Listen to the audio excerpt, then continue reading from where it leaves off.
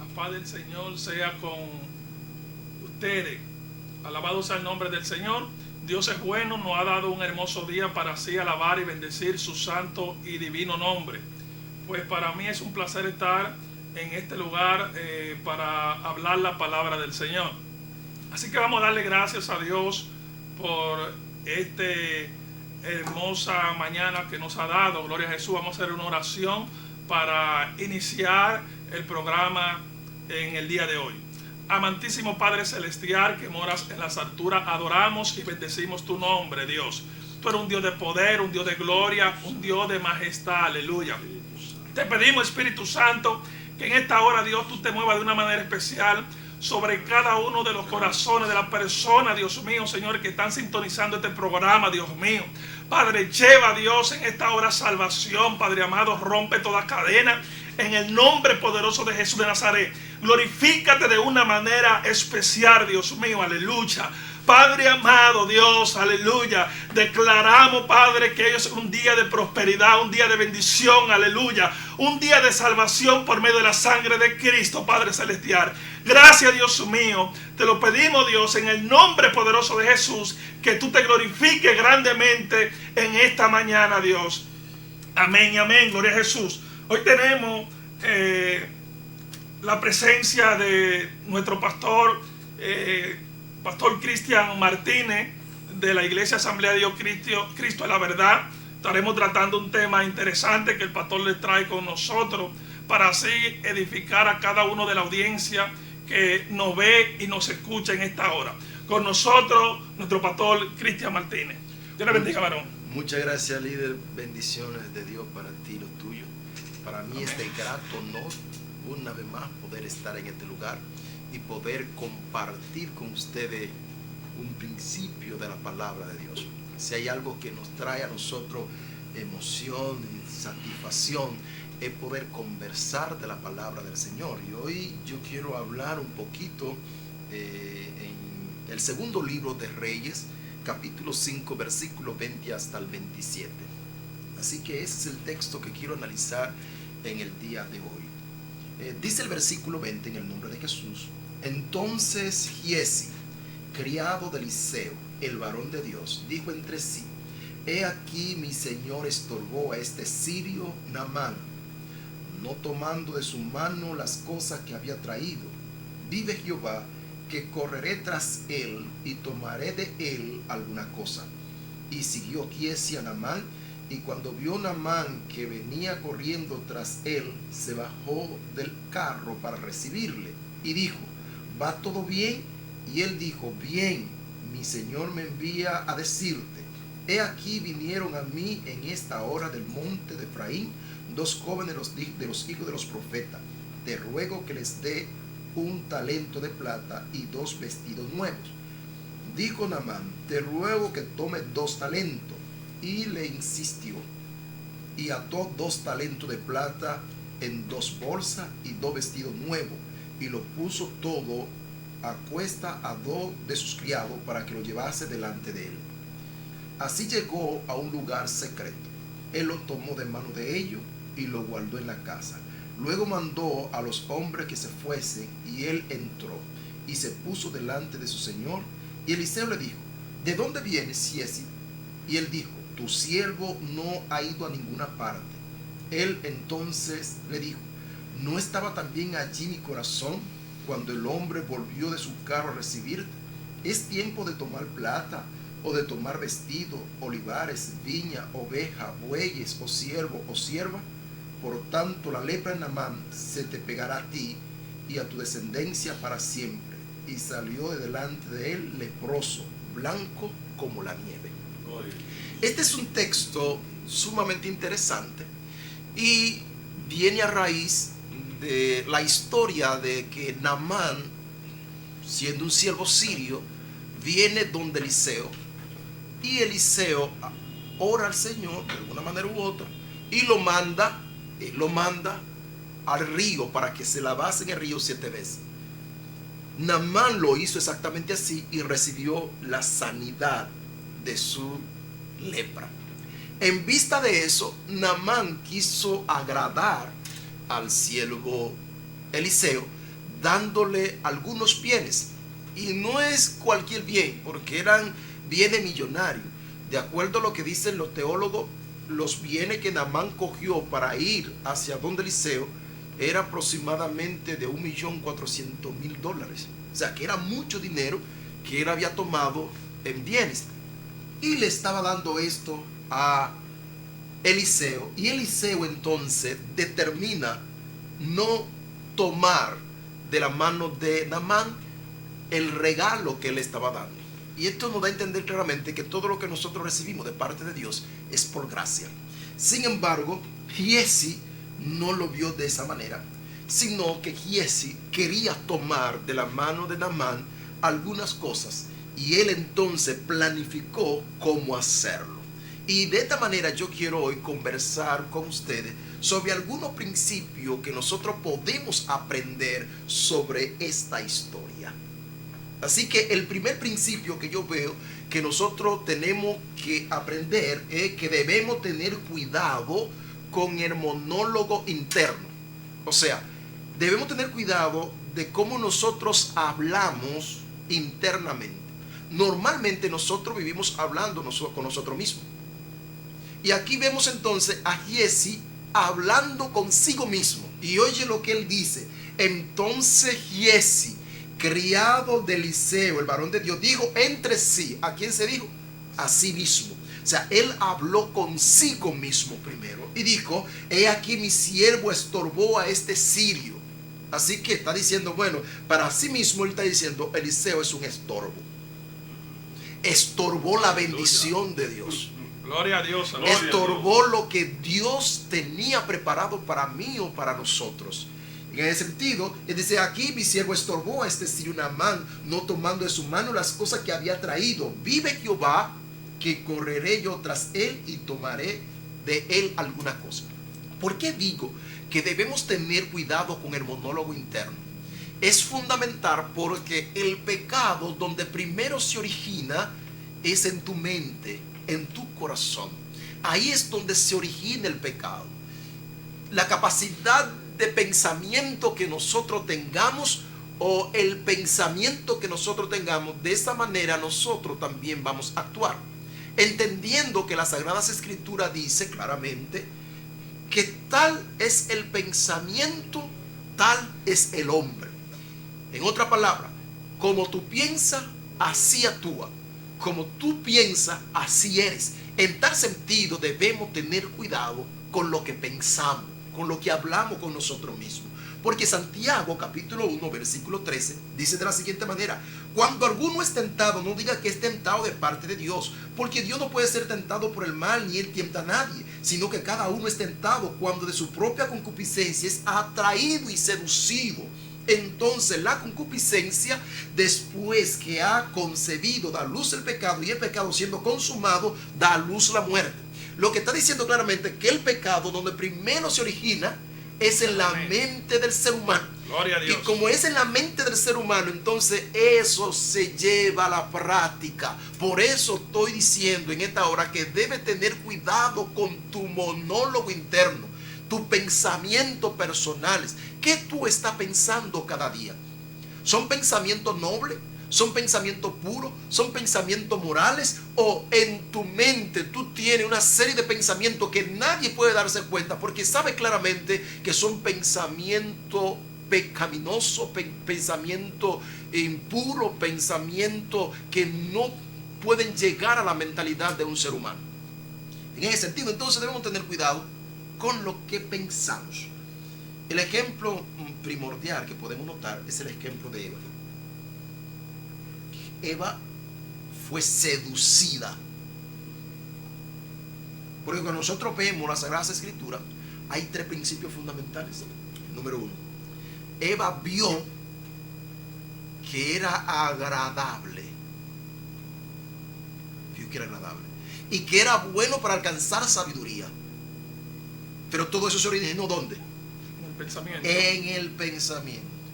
Y cuando ella vio que era bueno, que era agradable para alcanzar cierto tipo de conocimiento, fue y tomó del árbol.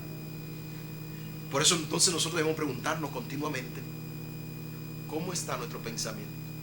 Y nuestros pensamientos entonces van a venir de acuerdo a lo que nosotros estamos consumiendo día a día.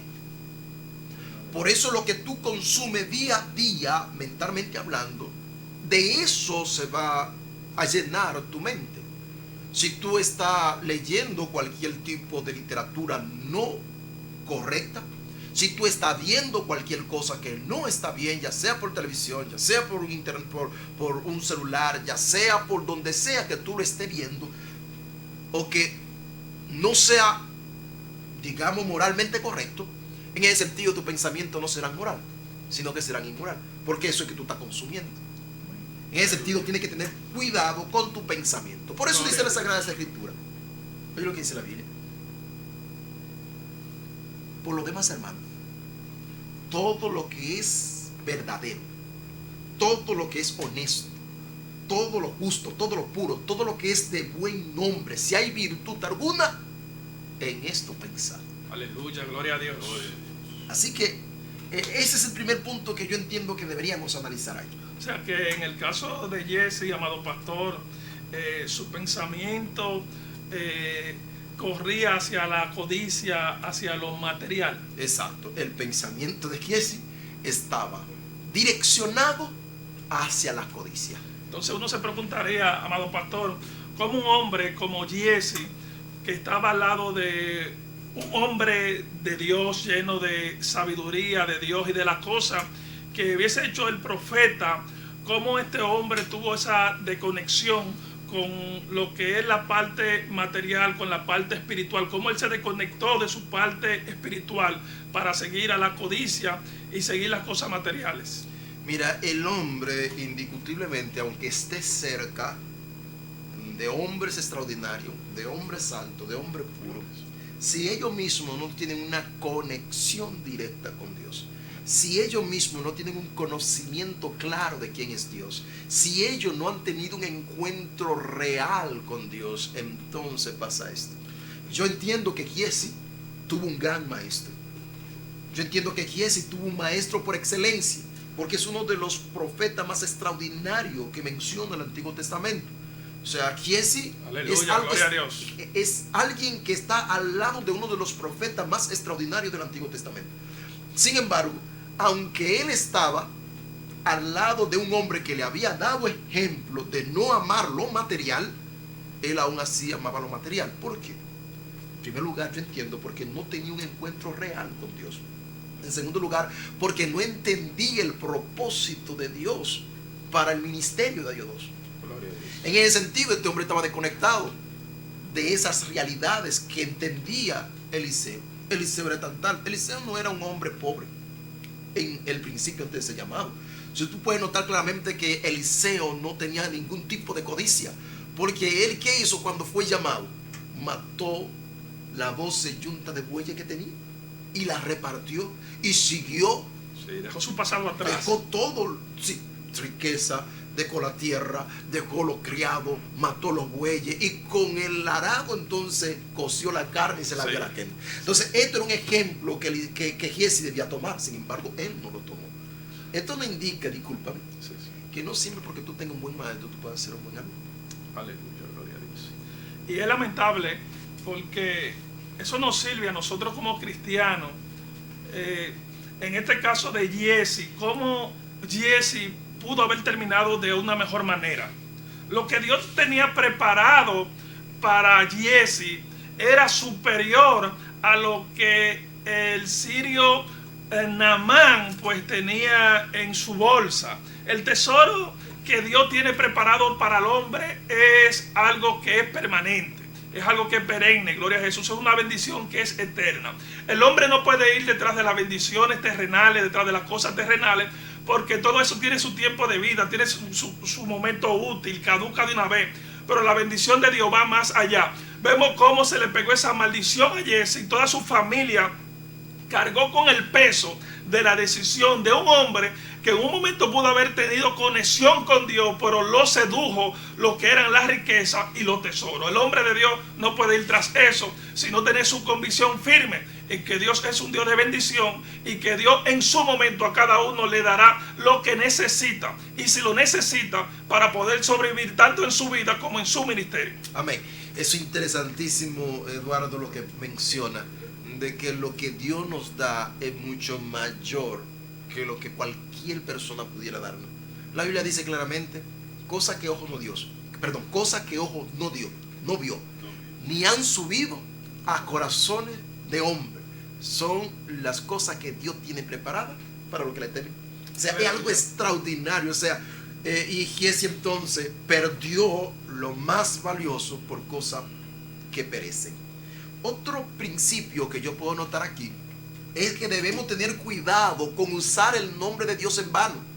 Aleluya. Debemos tener cuidado con usar el nombre de Dios en vano. En el mismo versículo 20 él dice, vive Jehová, que correré yo tras él y tomaré de él alguna cosa. Él dice, vive Jehová, que iré. O sea, está utilizando el nombre de Dios para ir a hacer algo que es incorrecto. Amén, aleluya. Hay gente que utiliza el nombre de Dios en vano y que creen que porque estén utilizando el nombre de Dios, eso es una garantía para ellos hacer lo que le da su gana. Y no es así. O sea, hay gente que van, que son, digamos, nosotros vemos claramente que hay gente que son sicarios. ¿Y qué ellos hacen? Se presinan, van y se hincan delante de alguien ahí y van a matar a alguien. Y hay gente que van a robar y dicen claramente, yo voy en el nombre de Dios. Aleluya. Utilizando el nombre de Dios en vano. Entonces el nombre de Dios no puede ser utilizado en vano. Giesi aquí lo estaba utilizando en vano. Vive Jehová, que iré tras el sirio. Aleluya. Pero qué cosa ni más grande, qué desenfoque ni más grande tenía este siervo. En ese sentido, entonces, nosotros debemos tener cuidado con utilizar el nombre de Dios en vano. Y otro principio que yo noto ahí mismo es que debemos tener cuidado con la mentira. Giesi no solamente que fue codicioso, sino que fue mentiroso. Porque Aleluya, él armó una mentira. ¿Cuál fue la mentira? Bueno, él dijo, yo iré donde el sirio, y le dijo, mi Señor me ha enviado donde ti, porque le han venido dos jóvenes del monte de Efraín, de los hijos de los profetas. Eso había ocurrido. Aleluya. Eso no había ocurrido. Sin embargo, él estaba hablando mentira. ¿Para qué? Para obtener lo que él quería. Y es aquí muchas veces que aún muchos cristianos son seducidos a hablar mentira para obtener cosas. Aleluya, gloria a Dios. Hay gente que habla mentira para obtener un trabajo. Hay gente que habla mentira para irse de viaje. Hay gente que habla mentira para no quedar mal. En ese sentido, entonces, debemos tener cuidado con la mentira. Lo mentiroso, dice la Biblia, que no entrarán al reino de los cielos. Y dice en Primera de Pedro, capítulo 3, versículo 10, dice, porque el que quiere amar la vida y ver días buenos, refrene su lengua del mal y sus labios no hablen engaño. Eso indica claramente que el que habla mentira no verá día bueno. Amén, amén, amén, gloria a Dios. Eso es interesante lo que el pastor está tratando en esta hora, y debe de servir a los cristianos, sobre todo, también a las personas inconversas. Alabado sea el nombre del Señor, porque no podemos utilizar la mentira como un puente, como un canalizador para tener algún tipo de beneficio, conseguir algo. Alabado sea el nombre del Señor, porque la mentira está dentro de los pecados que la Biblia describe y tiene su castigo. Y el principal castigo que tiene la mentira, aunque quizás no se reflejan en el momento cuando se hacen, es que no entrará al reino de los cielos. Y con solamente esa declaración de la palabra de Dios de que el hombre no podrá entrar al reino de los cielos por la mentira, es un peso pesado que el hombre debe de tener en cuenta para andar de cara al sol, andar de cara a la palabra de Dios, y que las cosas puedan acontecer según la voluntad de Dios. Amén. Y es interesante porque aún mismo la Sagrada Escritura dice que Dios aborrece a los mentirosos. Amén. Él dice, el Señor, eso está en Proverbios capítulo 12, en su verso 22. Dice, el Señor aborrece los labios de los mentirosos, pero complace a los que actúan con lealtad. Eso es lo que es aborrecer, que Dios te aborrezca. Cuando Dios te aborrece, Dios no escucha tu petición. Cuando Dios te aborrece, Dios no te bendice. Cuando Dios te aborrece, Él no está cerca de ti. Y si Él te aborrece, como tú decías, Eduardo, no entrará al reino de los cielos. Porque está aborrecido por el Señor. No quiere saber de ti. En ese sentido, entonces, nosotros debemos tener cuidado con hablar mentira. Porque en el momento en que hablamos mentira, en ese mismo momento, entonces estamos siendo desleal y estamos ofendiendo a Dios con nuestra actuación. Lo siguiente que yo noto aquí que debemos tener cuidado, Eduardo, es con la hipocresía. Aleluya. Dije en primer lugar que debemos tener cuidado con nuestro monólogo interno. En segundo lugar, debemos tener cuidado con la mentira. Y en tercer lugar, debemos tener cuidado con la hipocresía. Aleluya, gloria a Dios. Cuando hablamos de la hipocresía, se refiere al acto de afirmar o creer algo, pero que tú actúas completamente diferente a lo que dices ser. Es ser un hipócrita. Y Jesús fue bien fuerte con los hipócritas. Jesús tomó una postura bien firme en contra de la hipocresía. Él llamó a los hipócritas lobos vestidos de ovejas. Ustedes son lobos vestidos de ovejas. Pero también lo llamó sepulcro blanqueado. Serpiente, generación de víbora. O sea, Jesús fue muy fuerte con aquellos que eran hipócritas, con aquellos que no eran transparentes, con aquellos que no eran coherentes. ¿Y qué es la coherencia? La coherencia no es más que tú actuar de la misma manera que dice que actúa. O sea, es que tu práctica sea coherente con tu teoría. Aleluya, gloria a Dios. En ese sentido, entonces, Dios aborrece lo hipócrita. Porque la hipocresía es como si tuviera una careta. Y hay gente que son sumamente hipócritas. En ese sentido, entonces, Dios no quiere que su pueblo actúe de una manera hipócrita. Y muchas veces nosotros actuamos de una manera hipócrita. Decimos que Dios está en primer lugar, sin embargo, en las acciones no le dedicamos el tiempo que debemos dedicarle. Gloria a Jesús. Muchas veces decimos amar al prójimo, pero cuando lo necesita, no estamos ahí para él. Es una hipocresía, sí, es hipocresía. Hay mucha gente entonces que son hipócritas, que dicen que son tuyos. No, yo soy tuyo. Pero en el momento que tú le exiges que se comprometan contigo, no aparecen. Eso es hipocresía. En ese sentido, Dios aborrece a los hipócritas porque Dios ama a aquellos que son sinceros, aquellos que son íntegros, aquellos que de alguna manera pueden actuar de la misma manera que dicen. Por eso el mismo Jesús le dijo a sus seguidores: hagan lo que ellos dicen, pero no hagan lo que ellos hacen, porque dicen y no hacen. Interesante, ¿no? Entonces hay que tener cuidado con la hipocresía. Sí, hay personas que son fariseos, como Jesús en los evangelios nos enseñó, que personas que dicen, pero no hacen.